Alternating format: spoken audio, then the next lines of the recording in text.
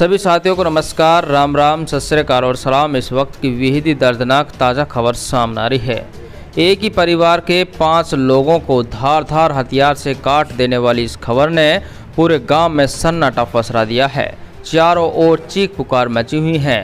खासकर 3 बेटों को एक साथ खोने वाली मां की तो हालत बेहद ही नाजुक बताई जा रही है। वो बार बार बेहोश हो जाती हैं और पोस्टमार्टम अस्पताल के बाहर पिता के भी हालात बेहद ही खराब हैं।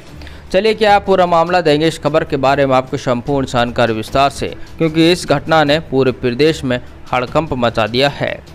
भारी मात्रा में पुलिस फोर्स तैनात है और बड़े बड़े अफसर भी इस बड़ी घटना से पैरों तले जमीन खिसक गई है। जानकारी के मुताबिक ये घटना उत्तर प्रदेश के मैनपुरी में गांव पड़ता है आरसारा गांव। उस गांव की ये घटना है।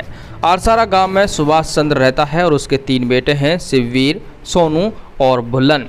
शिववीर सबसे बड़ा बेटा है। शिववीर की किसनी में सरकारी अस्पताल के बाहर फोटो स्टेट की दुकान है। दरअसल इसी दुकान को आगे बढ़ाने के लिए वो घर वालों से पैसों की मांग कर रहा था, लेकिन घर वालों को सोनू की शादी करनी थी। ऐसे में उन्होंने पैसा देने से मना कर दिया और सोनू की शादी के लिए पैसा खर्च किए हैं। सोनू की शादी हो चुकी थी, बारात वापस दुल्हन को लेकर लौटी थी। शाम को सभी रिश्तेदार खाना खाकर सो जाते हैं तो रात 2 बजे उसका बड़ा बेटा शिववीर ही इस घटना को अंजाम देता है। वो रात को फरसे लेकर सबसे पहले छत पर जाता है, जहां पर सोनू और उसकी नई नवेली दुल्हन सो रही थी।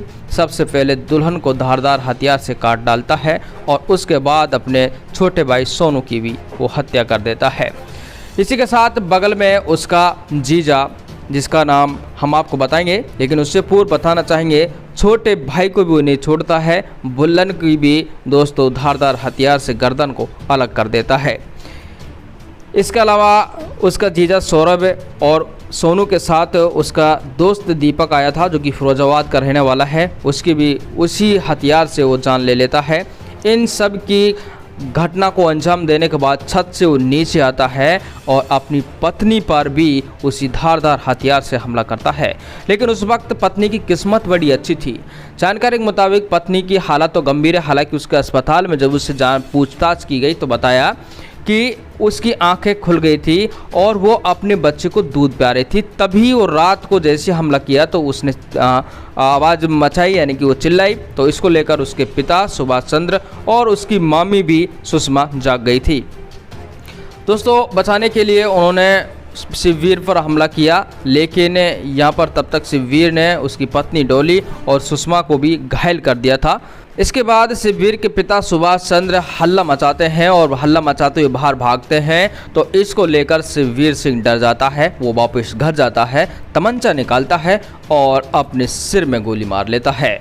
यानी कि इतनी बड़ी घटना को अंजाम देने के बाद भी खुद भी अपने सिर में गोली मार लेता है। इस बड़ी घटना ने पूरे प्रदेश में हड़कंप मचा दिया है। भारी मात्रा में पुलिस फोर्स पूरे गांव में तैनात है। आसपास के पड़ोसियों से पूछताछ की जा रही है।